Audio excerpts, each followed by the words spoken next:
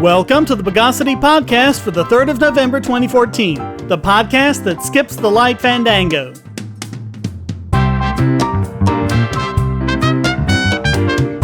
This is your host, Shane Killian, and joining me again this week is Charles Thomas. Charles, welcome back to the show. Hello. Let's descend with modifications the news of the bogus.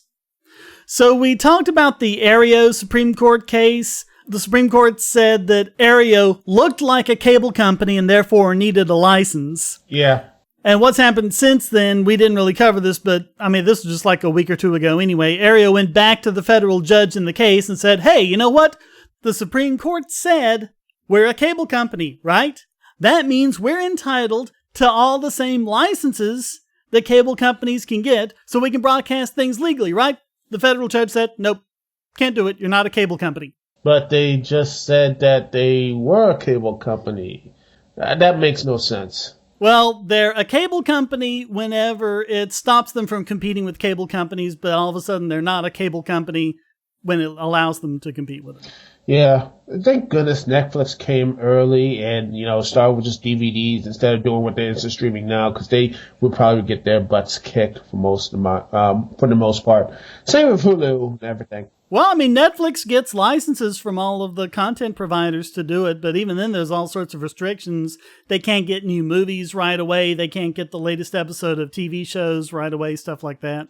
Yeah, they just paid a huge buttload of money to NBC, I think, just to get the first season of Blacklist on there. So, wow. Yeah, it's... I've been watching that. That's good. It is. It's really good. Me and my dad watch it. Yeah. It's fun. I like James Spader.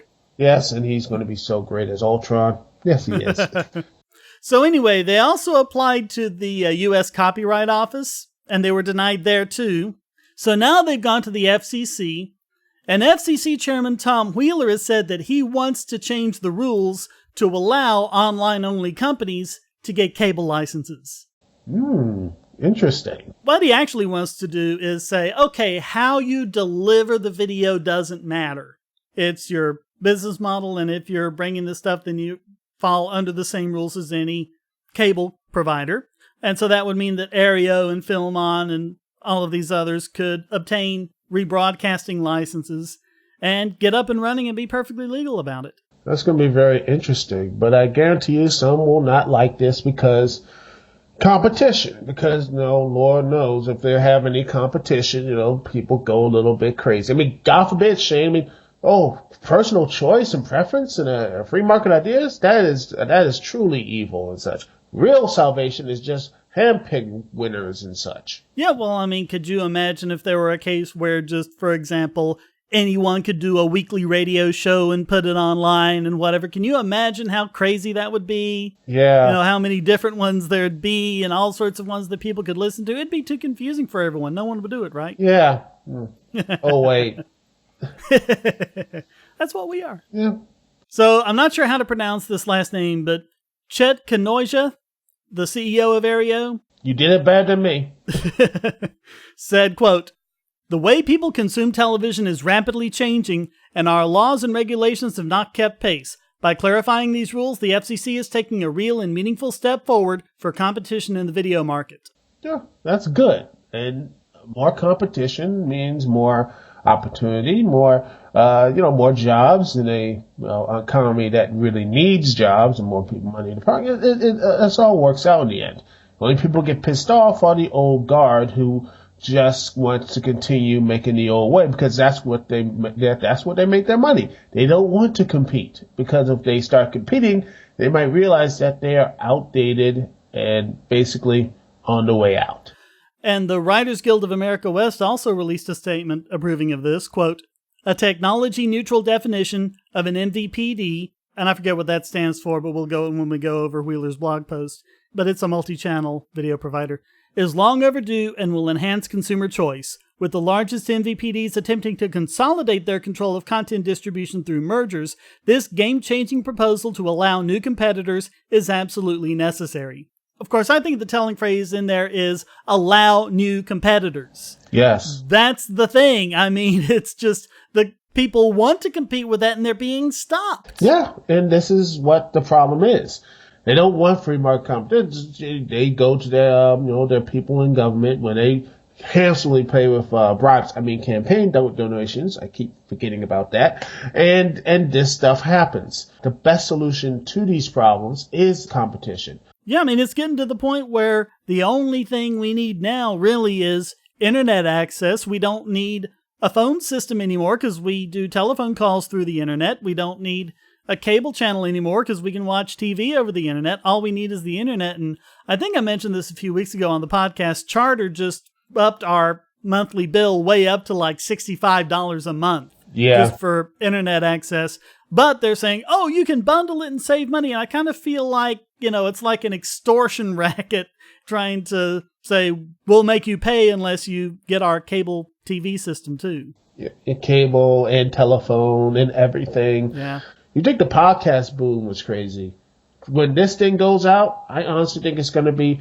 Honestly, the one thing we're going to probably use our televisions for is probably maybe the odd DVD movie and playing video games, because everything is going to be online and your choice. Well, the TVs now are coming with, Netflix and Hulu and all that stuff. They're built into them. Yeah, and not only that, but also when you have the people in those areas that don't have good internet, when they start getting good internet just enough for streaming, you're going to see that place go. You're going to see it go even bigger. I honestly don't think only local news. Heck, I wouldn't be sorry local news is going to be on streaming stuff as well. So that's going to be the future. So it's going to be more personal choice. Yeah, and really, I think the only monopoly we'll be left with is the local internet, which will basically be cable. And if you're lucky, your telco will also put in some high-speed internet, like faster than DSL. But I mean, we've seen this too when like Google Fiber tries to come into a city and, the cable company goes to the local government and, screams and yells and whines. And so they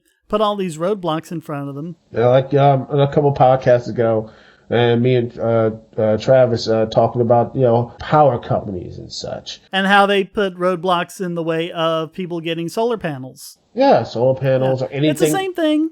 It's the same thing, and it's all government's fault. I'm sorry, it's all government's fault. I actually do not blame Comcast and Time Warner and Charter and things like that for doing this, because their mandate as corporations is to do everything they legally can to make profits for their stockholders. They wouldn't be meeting their fiduciary duty if they did anything else. The problem is government giving them these favors, and the problem is government corruption that allows them to kowtow to them and eliminate competition. Yeah, and that's why I don't have any hatred to like Pepco and everything. They just did. If someone else would do it, we'd be like, we'd be talking about the other company and such. It's who are the gatekeepers? Who is the one who has the most power to do it? That's the question. They always seem stuck on that answer. That part, like maybe the government is a little too powerful. It conflicts with their type of stuff. Well, I wanted to go over some of FCC Chairman Tom Wheeler's comments on his blog. So he said, quote, "Today, the FCC takes the first step to open access to cable programs as well as local television. The result should be to give consumers more alternatives from which to choose so they can buy the programs they want. In 1992, Congress mandated access to cable channels for satellite services, and competition flourished. Today, I am proposing to extend the same concept to the providers of linear internet-based services to encourage new video alternatives by opening up access to content previously locked on cable channels." Yeah, and this is something that is going to be the future. More opportunities means more money to be made, more ideas to get out there, more careers and people like this. Heck, you can look at YouTube and such. I mean, no one would ever heard of something like Red versus Blue or Annoying Orange, or even Fred for that matter, if they just had kept with the same old boring stuff. The more chances you get for people, the people have the power, more ideas and creativity can flourish. So he also said, quote, "The mantra, competition, competition, competition, fits perfectly with consumers' desire for video choices. That's why I'm asking my fellow commissioners to update video competition rules so our rules won't act as a barrier to this kind of innovation. Specifically, I am asking the Commission to start a rulemaking proceeding in which we would modernize our interpretation of the term multi-channel video programming distributor," that's MVPD, multi-channel video programming distributor, "so that it is technology neutral. The result of this technical adjustment will be to give MVPDs that use the internet or any other method of transmission," so if someone comes up with a brand new way of doing it in the future, it'll still apply, the same access to programming owned by cable operators and the same ability to negotiate to carry broadcast TV stations that Congress gave to satellite systems in order to ensure competitive video markets. 21st century consumers shouldn't be shackled to rules that only recognize 20th century technology. Yes. Round of applause for that. Yeah. That is right there. That is right there. That's right there. But then again, I wouldn't be surprised if they just ignore it. I don't know. We'll have to see what happens. So he went on to say, quote, taking advantage of this rule, new OTTs may offer smaller or more specialized packages of video programming so consumers will be able to mix and match to suit their tastes. Aereo recently visited the commission to make exactly this point, that updating the definition of an MVPD will provide consumers with new choices, and perhaps consumers will not be forced to pay for channels they never watch. And of course, that's been the big complaint about cable. You pay for 500 channels just to get the 7 that you want or whatever. Yeah. Eventually you're just like, man, I don't need to watch this person doing the same type of basket weaving. I don't want to see a basket weaving channel. That's nice and all, but I don't know why it's there.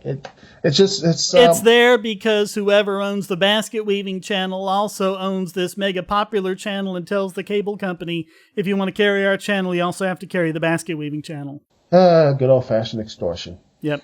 Quote, those seeking to deploy new competitive broadband networks tell us that it's hard to provide new high-speed internet access without also being able to offer a competitive video package as well.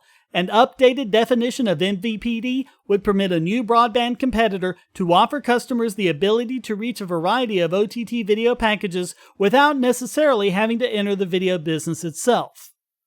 So that would even help to get some competition into the high-speed internet access. And that is something we need as well. So, and people will just you know what? I'm not going to watch stuff anymore. Yeah. That's what they're doing right now. They're slowly fading away. That's why we have the term cord cutters. Yeah. In fact, most of the video games, today, the Xbox or whatever, have these video streaming services. And plus they have, digital downloads and such. You can watch the movies there. It's happening with software too. Microsoft Office is now available over the web, and you can actually use the online versions of Word, Excel, PowerPoint, and OneNote for free. And Microsoft will even give you, I think, 5 gigabytes of OneDrive space. Yeah. Or something like that. And you can just go and use Office Online for free now. Well, the only people who are going to be left behind is the ones who are these stubborn companies. And it's funny because they were once upon a time the revolutionaries. Right? They were once upon a time, they were the new kids on the block. But once you get big and once you get that dominance, you want to keep it and you don't want to change and you want things to stay the way they are. And that's when you need new blood in. Yeah. Hopefully at the end of the day that new blood does get in and the new blood will keep on flowing. Bogosity.tv is a participant in the Amazon Services LLC Associates Program, an affiliate advertising program designed to provide a means for sites to earn advertising fees by advertising and linking to Amazon.com. Just clear your cookies and go to Amazon.bogosity.tv, or check the right-hand side of the podcast page for Amazon's best deals, including the deal of the day and limited-time lightning deals on all sorts of great products. So next time you buy online, go to Amazon.bogosity.tv. Okay, so in this next story, we've done lots of cops behaving badly stories, even though we try to avoid them. Yeah, they just keep falling down every 5 minutes. But it's good to point out the rare cases where one of them actually does the right thing and serves the people and lives up to his constitutional oath. Mm-hmm. Case in point, Nashville Police Chief Steve Anderson. He's saying that local agents of the U.S. Secret Service once asked his officers to falsify a warrant. Wow. And he complained to Secret Service officials in Washington, and they didn't care. Oh, well, of course. If you want to have a warrant, get a real warrant. Go out there and find that. It's not that hard. Well, because they probably wouldn't have been able to get a warrant for this, because you know what this was about? What? They were wanting to investigate a guy who made threatening comments on Facebook about the president. Oh, please. We can find, there's tons and tons of that stuff on Facebook, Twitter, YouTube. God, even I honestly, I don't know how this happens. It's amazing. But they actually called, the Secret Service agents called 911, said, quote, "He shoved the door in our face and went around the corner. Looks like we're not sure if he had a gun in his hands."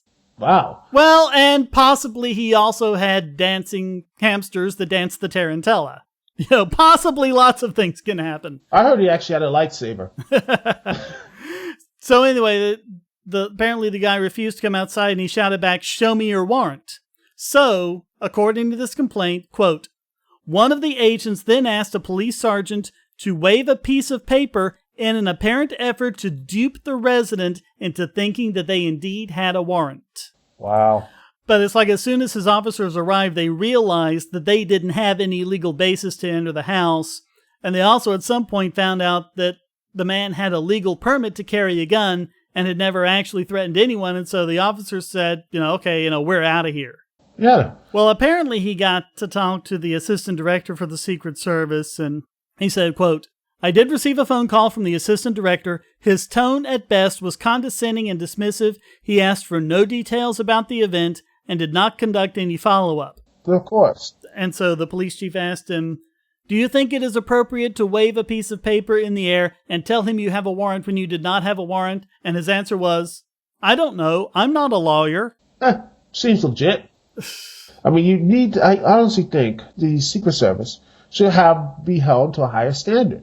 Because if you're going to have someone doing these fake type of things, what happens when a real threat comes along? You all fall on this goose chase or what have you, and then bam, you have something horrible happen. Or you get the equivalent of the Boston Marathon bomber. Something happens. Now all of a sudden you need the cooperation of the people. Yeah. Which was how they caught the guys in Boston. Yeah, that's what you need. You need people to be on your side. You need people to think you're on their side. Yeah, and this is what happens.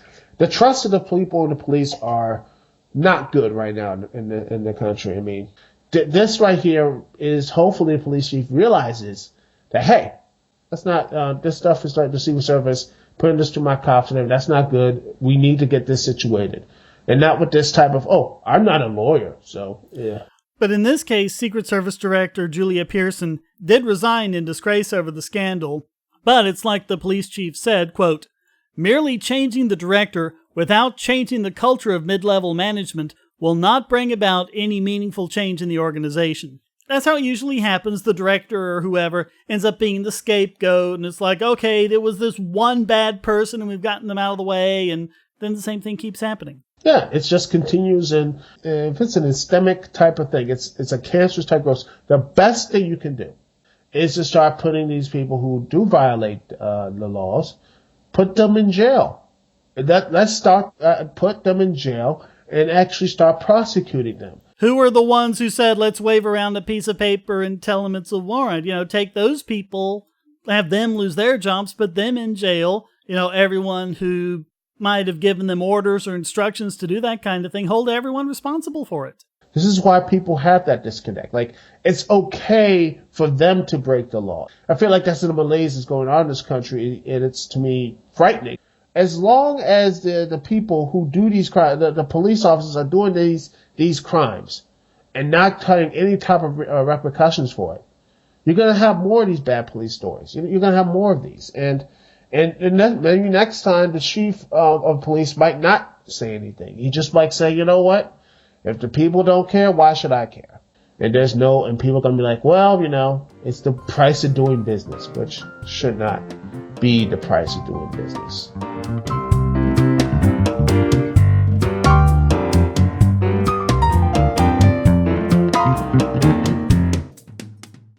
History is written by the winners, and so apparently is economics. That's why there's LibertyClassroom.com. Probably the best single learning resource for history and economics on the web, LibertyClassroom.com teaches U.S. history, Western Civ, and economics from actual university professors. There's lots of free material to get you started, including introductory lectures on all these subjects, and when you sign up, you get the full site's content for just $99 a year, less than the price of 2 cups of coffee a month.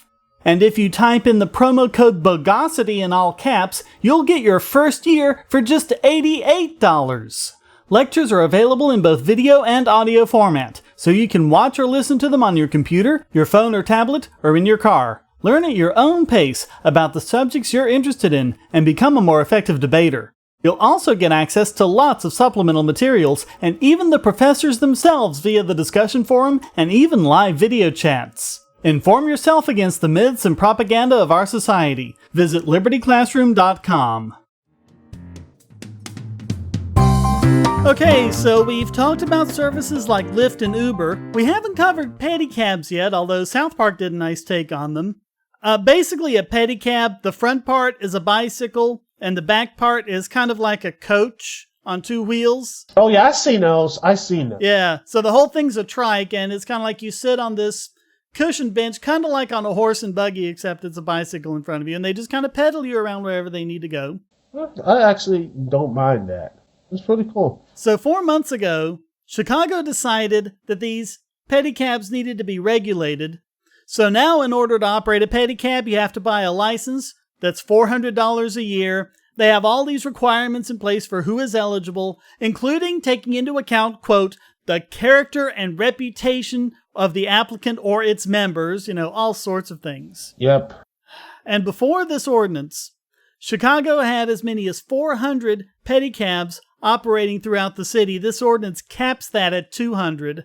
And since the ordinance, the city has just received 80 applications for pedicabs. And of those 80 applications, they've only given 15 licenses. If you want to kill a business, start regulating it.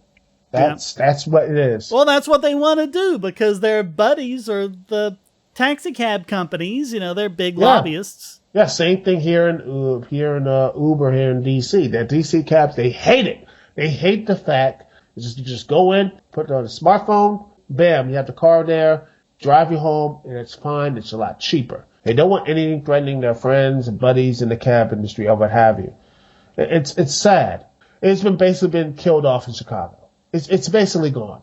Oh, yeah. Robert Tipton, the owner of Chicago Ripshaw, said he had between 40 and 50 operators in the summer in past years. This summer, that dropped to 5. And there's also these strange bans like they're completely banned on State Street and Michigan Avenue downtown, all times in River North, and all through the loop during rush hour. You cannot do any of these. Basically, whenever there's the biggest demand for them, you can't have them. Who gets screwed here? It's these people, these small businesses. And when I hear the people say, "Oh, we need more regulations," I report to these stories and they say, "Oh, it's like the no true Scotsman thing." They always say it's not that. That was just bad regulation. And it's just like when you confront people with this type of stories. Yeah, but it's like it's the same thing all over again. They pass these rules and they say, "Oh, well, this is about public safety," but they didn't even commission a single study about the safety of pedicabs or how they affect traffic or whatever. They just asserted there was a problem. And at one point, they even claimed pedicabs exceed the speed limit, which is laughable because it's basically a bicycle with a coach behind it. Yeah. Unless it's the Flash doing it, you're not going to pass the speed limit. Are you kidding me? Chicago Ripshaw, this guy, Robert Tipton, his business is destroyed. He put his life and all this stuff, everything into this business, and it's gone. And nothing happens to Alderman Tom Tooney, who drafted the ordinance and was the main sponsor of it, even though he publicly admitted that the cap on pedicab licenses was completely arbitrary. Yeah. Oh, but we can vote, so that makes the difference. It is. It's a vote on Tuesday in the United States, and to me, it's frustrating. And you look and say, okay, he's pissing me off. I want to vote out, and there's no one challenging him. He's down. Well, even when there's a challenge, and we said this last week, in 2012, Congress's approval rating was down to 10%, the lowest it had ever been up to that point, and yet 90% of the congressmen and senators who sought re-election got re-elected. Yeah. So, but you don't like these people, and you still can't get them out of office. Yeah, but then again, I wonder, who is that mysterious 10% that still think that government's doing a good job? Maybe they're doing all the voting. I don't know. The 10% was congressmen and their families and all their cronies and everyone else. Maybe when they polled the CEO of Time Warner, they said. Yeah, and you're down in North Carolina, Sean Hall. Oh, it's gotten crazy. Yeah. It's gotten so crazy. There's all this dark money going around. And there's clearly Hagen people, taking out these ads and sending out these flyers about how bad Tillis is, but not saying vote for Hagen, saying vote for Sean Ha. And then you've got Tillis people who are doing the same thing. Hagen's bad, Hagen's terrible. Vote for Sean Ha because he'll legalize marijuana. It's, I love what Sean said about it. It's like, okay, it's official. Now supporters of all three candidates agree that Sean Ha is the best candidate. Yeah, and this is, and you know why it's surreal. Yes. I've never seen anything like this. It's, this is the reason, and you agreed to this, Shane. I guarantee you agreed to this because it has been browbeaten into when the little kids and everything else, the third party doesn't matter, third party doesn't count, third party is just this crazy type of guy. Third parties don't matter. It has been banged into our heads. Yeah. I think everyone out there who's just fed up and just says, I'm not going to vote, I think instead of that, the advice I've given in the past is, go and turn in a blank ballot. Let them write that off as apathy, because if you don't vote, they're like, oh, look at all these people who just don't care. No, these people care. There's just no one they can vote for. And if there's a write-in slot, how about writing in this ballot intentionally left blank? Or just to be a curmudgeon, vote for every third-party candidate, Libertarian, Green, Socialist, whatever, just anyone who's not a Democrat or Republican, just to say, that, because that's the only way I think your vote can matter. Yes. I honestly, how cool would it be? We had, say, a couple of people from the Green Party, a couple of people from the Socialist, Constitutionalist, and Libertarian parties actually won seats in the congressional areas. Actually have a truly mixed Congress or something where you have the Democrats, Republicans, and all these other parties, just to see what would happen. Well, it's like in our local county commission race. I've already voted. I voted in early voting. It's pretty much all Republicans, and it's going to be all Republicans. So ordinarily there wouldn't be much, but I did vote for this one guy, not because I agree with him politically. He's not a libertarian, but he is a complete contrarian to everything that they're doing up there, and at least it's a different voice then, and at least maybe he can kind of get in the way of getting a lot of these ridiculous things passed. Exactly. And that honestly would be more of the diversity that's needed in Congress in the country, because, Well, and that's like what they're saying. Oh, well, we've got to stop the Republicans taking over the Senate, because if that happens, then nothing will ever get done. And it's like, well, now you're making me root for the Republicans. Yes. In fact, and that takes a lot. Yes. But yet, nothing gets done now. And that's the real... Well, the wrong things get done. The wrong things get done, and the right things just sit and mold. And basically, when the time the right thing does get done... Yeah, well, like Harry Reid keeps blocking audit the Fed, things like that. Yeah, he keeps blocking it until, well, eventually... They're like, if I keep blocking it, eventually people won't care, and people will forget about it. And sadly, that plan always works. But one day, hopefully I will live long enough to see this. We'll shake things up instead of the same old Republican, the same old donkey, and the same old elephant. My prediction, if that ever happens, it'll last 2 years, because then they'll gerrymander the districts to stop it. Sadly, yes. Because, Hackers, terrorists, the NSA. But I repeat myself. Your online security is under attack, and the weakest point is your password. That's why you need LastPass. LastPass plugs into your browser and allows you to randomly generate strong, unique passwords anywhere on the web, all protected by one master password. LastPass sets up in minutes and gives you secure automatic logins throughout the web, synchronizing across all your browsers and all your computers, at home, at work, or on the road. It even securely stores sensitive form data, including credit card numbers, backup sensitive documents, membership info, Wi-Fi logins, and more. And with LastPass Premium, you can get these benefits on other applications and even mobile devices, and also get priority customer support. Sign up at password.bogosity.tv for a free month of LastPass Premium. Log in securely everywhere using the last password you'll ever have to remember. Go to password.bogosity.tv and get LastPass now.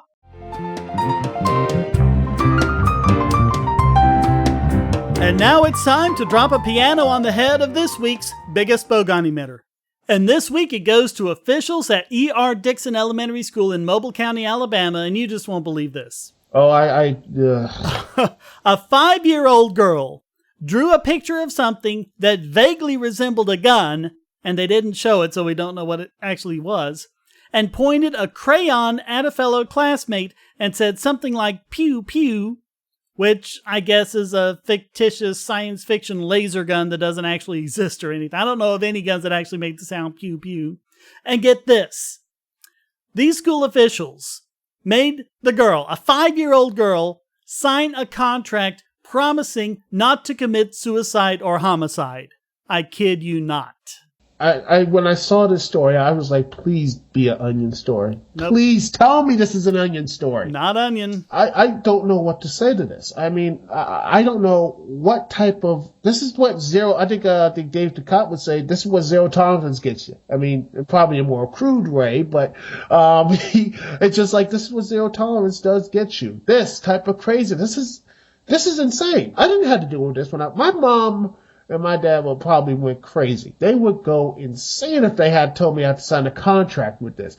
Oh, we had guns that actually looked like, Uzi. They were water guns, but they looked like Uzis. They were black. They didn't even have the stupid orange thing on the end of it. No one cared. Yeah, and now, 5-year-old girl, just doing this, pew, pew, and they're like, oh, she's got to go crazy or something. Sign a contract. Well, and the worst thing about it is, they made her sign the contract while her mother was waiting outside. Yeah, but her parents weren't even involved. First of all, no contract with a minor is valid. And second, you do not make a minor sign anything without a parent or guardian present. This is common knowledge. Even if you need to question a minor, about a crime or something like that, you don't do it without the parents present unless the crime is something like parental abuse or something where there's a bias there, and even then, the court has to appoint a guardian ad litem and do that. No, they just stuck her in the principal's office or wherever and made her sign this thing. The little girl was also forced to take a psychological evaluation to gauge her likelihood of suicide. Unsurprisingly, she didn't even know what the word meant. My child interrupted us and said, "What is suicide, Mommy and Daddy? What is suicide?" Breaks your heart. It does. Yeah. This is how has this happened? This is insanity. I don't know. This is just straight up insanity. This is what happens when there's no accountability. That's just all there is to it. And I know. This 5-year-old child who doesn't even know anything. She doesn't know anything. She doesn't know what suicide is. And yet you have to sign a contract. But it's like when the school shootings and everything started making news. Not when they started, they've been going on for who knows how long. But when they started making news, people said, oh, well, we got to pass these policies to stop this from happening. Now, a school shooting happens, they still say, oh, we need to pass these policies to stop it. But wait a minute, we already had those policies and it still happened. The sad part is, it just seems like it's just there just to make them feel better and safer. It makes you feel safe, but doesn't do anything. It makes you feel, this makes the school looks like bullies and such. They're bullies. Yeah, well, they pretty much are. And NBC News tried getting the school side of the story and never heard back from them. And again, we haven't seen the piece of paper. We have no way of knowing what this pew pew thing she was saying was. Is it getting to the point where we need video cameras on teachers as well as policemen? Yeah, and every time I hear stories like this, is more and more realize if I ever have kids, I'm gonna homeschool them, because straight up, I mean, this stuff right here, if it's bad now, what's it going to be like 10, 15 years from now? I mean, you can have someone like, say bang, and then next year, they're going to go to prison. I honestly think that's going to happen. I guarantee you, next year or something, you're going to hear a story of a kid just saying bang, and next year, this child's going to be expelled. I would not be surprised. Well, if we could make E.R. Dickson Elementary School feel even an ounce of the shame and humiliation they've made this innocent girl and her mother feel, then at least that would be some form of justice. Unfortunately, we're limited to just naming them this week's biggest Bogon emitter. You say you don't like Bitcoin? Why not? Oh, because it's not gold. No problem. Just go to coins.bogosity.tv and you'll be taken to Coinable, where you can buy gold or silver coins or bars with your Bitcoins, with literally up-to-the-minute spot pricing. Now there's no reason not to jump on the Bitcoin bandwagon. Whether you're a Bitcoin miner, service operator, Bitcoin business owner, or market speculator, you can get gold and silver from reputable dealers, and Coinable has Bitcoin liquidity for fast processing of your order. Coinable even utilizes a special shipping infrastructure to ensure that your investment arrives safely at your door. And you know what? By going to coins.bogosity.tv, you won't pay a penny more, a Satoshi more for your purchase. But you'll help this podcast. You can even sell your gold and silver for Bitcoin as well. Coinable is your Bitcoin to gold marketplace. So go to coins.bogosity.tv and start turning your Bitcoins into gold now. Bogosity.tv and all of its services are hosted at GoDaddy. I've been very satisfied with GoDaddy's services and their wonderful 24/7 customer support for over 10 years now. So I'm happy to be able to give you this special offer. Just sign up for any new domain, web hosting, email, or other service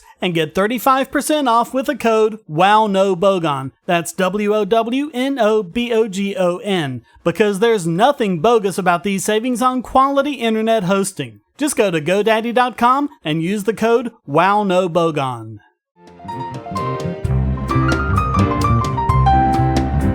And now let's dehydrogenize this week's Idiot Extraordinaire. And this week it's political moderates. Oh. What? I'm going after political moderates. Aren't they the more reasonable when in politics? They're the ones who eschew the extremes and they argue for more reasonable middle-of-the-road positions, right? Hey, you're attacking me, Shane. Well, not according to a study published by the University of California at Berkeley, where an extensive survey involving 134 separate issues show that so-called moderates aren't really moderates at all. They just hold a mix of extreme views from both sides, and so it averages out and makes them appear moderate. Actual moderates, they found, are pretty much a myth. Oh, joy. So here's what they did. Quote, according to the ideological view, citizens' responses to individual issue questions do not reflect convictions specific to issues, but rather represent their noisy attempts to apply their underlying ideology to the unfamiliar questions before them. So they've got, this particular opinion they have that's unique to themselves, and they're just looking on these issues of the right and left and seeing which issues apply to those, right? I mean, libertarians know all about that. We agree with the right on gun control, and we agree, with the left on legalizing marijuana or whatever, so.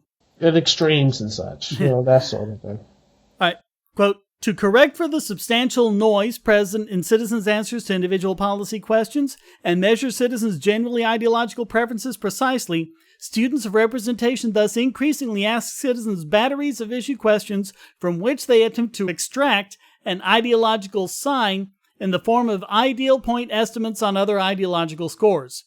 However, the ideological innocence perspective would also predict that citizens who appear closer to politicians on an ideological index would also be more likely to vote for them. We would expect both more liberal citizens and citizens who support a greater number of liberal policies than conservative policies to be more likely to vote for Democrats. Both perspectives thus predict that citizens who answer more questions on a policy battery in a liberal manner will be more likely to prefer to be represented by Democratic politicians. But what they actually found was that voters overwhelmingly chose politicians based on their stands on individual issues rather than ideology, and they overwhelmingly prefer a politician that sticks to inferior issues and doesn't change it than one who changes to a position that's more in line with their ideology. That's crazy right there. Yeah. Because personally, I used to be pro-war on drugs, but now I changed. I am now one of the biggest people in my family. They keep saying one of the people, the biggest agitators against the war on drugs. Right? They always say, oh man, you look like, my dad's like, yeah, man, you convinced me that saying that the war on drugs is not good enough and everything. People, stick to your principles. Stick to them no matter what, and that's integrity, and that's important. But they're not sticking to principles; they're sticking to candidates. So, like, if you had your choice of two candidates, one was just steadfastly sticking to it. I'm in favor of the war on drugs, ban all drugs, put people who smoke marijuana in jail, and then the other one used to be in favor of the war on drugs and against drug legalization, but then changed his mind and then say, hey, I've come to change my mind on this. It would be better if we legalize drugs. Would you really, all other things being equal, stick with the one who continued to say, let's throw marijuana smokers in jail? No, I wouldn't stick with that. But that's what they're finding in this study. That's just that they would rather stick with the politician that keeps his stand on the inferior issues than go with one that has changed his position to a more superior issue. My younger brother on Facebook said this, and it says, as time goes on, and how I look at it, seems like politics is very more like a sports. It's very more of a sports thing, more sports team, such. I'm paraphrasing, but I said, welcome to the club, man. It's like, again, rooting for a team, a football team, a basketball team, and everything else. But at the end of the day, rooting for basketball, football teams, whatever, don't really cause much change, what have you. They are stuck with these people. They are like so rabid, and so like if they even have an inkling. A small little inkling of saying, well, maybe we look at this other side, and they go like, up, he's a traitor, he's a rhino, he's a Democrat name only, dino, rhino, whatever.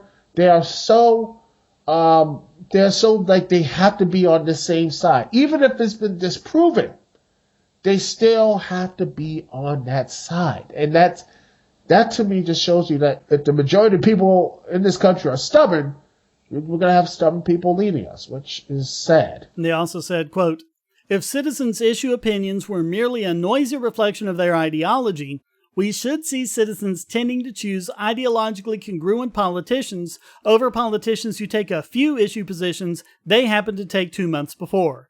We do not. This suggests that the apparent correlation between ideology and vote choice, often taken as evidence that citizens evaluate representation on an ideological basis, is a byproduct of citizens' desire for representation on individual issues. Citizens continue to evaluate politicians on the basis of congruence with their issue positions. Citizens appear not to evaluate representation through the one-dimensional ideological lens common to elites, but instead appear to own multiple pairs of blue and red tinted glasses that they use to evaluate distinct issues. In other words, they're just choosing which team they're on. Yeah. Like we see, like, for example, what happened in Virginia, the last big election, what have you, when a third party, was gotten a lot of votes. The Republicans went crazy, and the Republicans are like, see, you shouldn't do third parties. You should vote for mine, even though they have nothing in common with you. You have to vote for my side. It's just, again, nothing changes. Well, that's just like the crazy thing they're doing with the Senate race here, and just all the dark money weirdly supporting Sean Ha as a means of attacking the other candidates. Yeah, and this is the sad part. And if there was any real justice in the world, Sean Ha would win in a landslide. Oh, yeah. I would love to see it, because it would just say, you know what, your attacks, using him as a proxy, backfired immensely, and he wins. When you have these parties, these old parties have been in power, it's insane. Even though poll after poll after poll shows 60 to 80% of the electorate want a third party.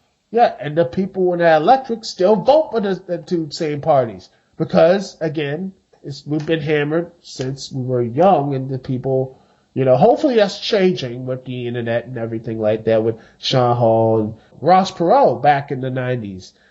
He had a somewhat legitimate shot of actually winning the presidency, but until he quit and came back and went crazy. Yeah, but but I tell you, if the 2000 election had been held online, Harry Brown would have won. I mean, just left him in the dust. He was just sweeping all the polls and just, because at this point, CNN and other news outlets like that were getting online, and man, the support for Harry Brown on those, it was just incredible. I would not be surprised you have at least another independent, like Bernie Sanders or something, does get elected, but I think it's just, it's like a token. Like, see, we have independent. Well, they're actually saying that's not going to happen, is what they say is, quote, because each citizen's pattern of views across issues appears unique, each citizen is likely to be disconnected from the positions their representatives take in his or her own way, a situation which the election of more moderates or more of any other one particular kind of politician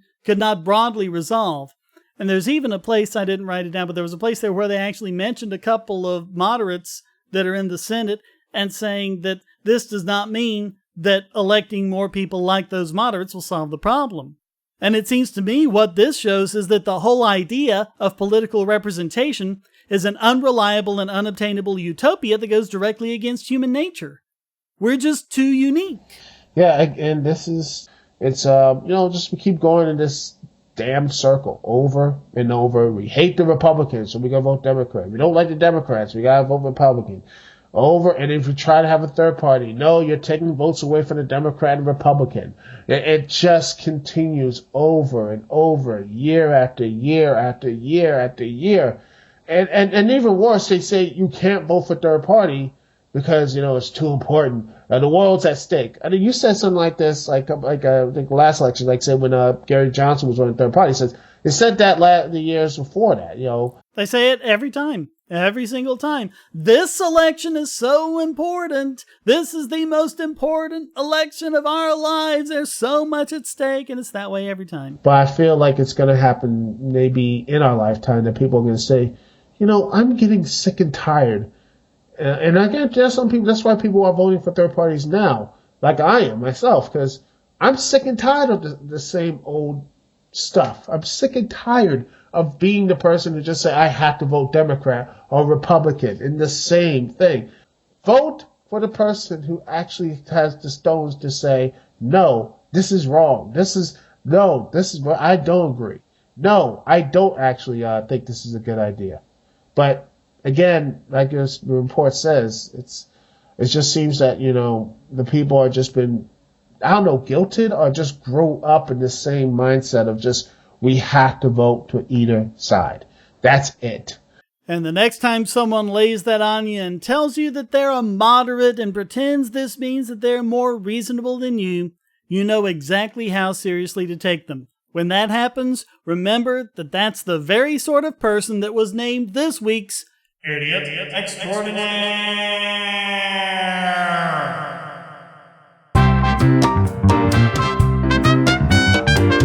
Well, that wraps up this The Goat's Done a Bundle edition of the Bogosity podcast. Please visit the forums at Bogosity.tv where you can read the show notes and join the discussion on these and other subjects. This podcast is free but not free to produce, so please donate via PayPal or Bitcoin at the top of the Bogosity.tv website or down the right-hand side of the podcast page and give generously to keep this podcast going. And if you'd like to contribute to the podcast, just send a question, statement, news article, or rant to podcast@Bogosity.tv. Put it in an audio file, and if it's good enough, it'll get played right in the podcast. Thank you for listening, and thanks again to Charles Thomas for joining me. No problem, man. Until next time, here's a quote from Thomas Paine. Those words, temperate and moderate, are words either of political cowardice or of cunning or seduction. A thing moderately good is not so good as it ought to be. Moderation in temper is always a virtue, but moderation in principle is a species of vice. The Bogosity podcast is licensed under Creative Commons Attribution Non-Commercial No Derivatives 3.0 Imported License.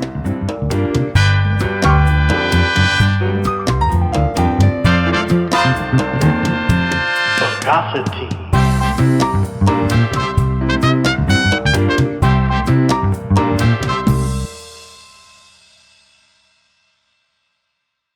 Christmas time is coming, and the most classic of Christmas stories is A Christmas Carol. But how much do you know about the original Charles Dickens novella? Have you dismissed it as a children's book with one-dimensional characters amounting to nothing but platitudes and cliches?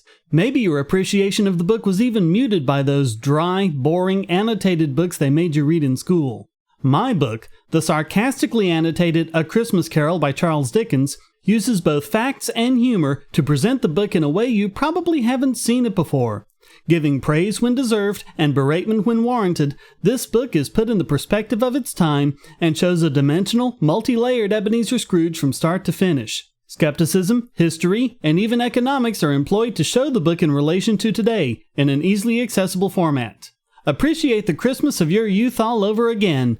Get the sarcastically annotated A Christmas Carol by Charles Dickens, available at Amazon and on PDF as well. I didn't even do Have You about 10,000 times, so I'm making progress. Yeah, you only did it 9,099 times, so that's...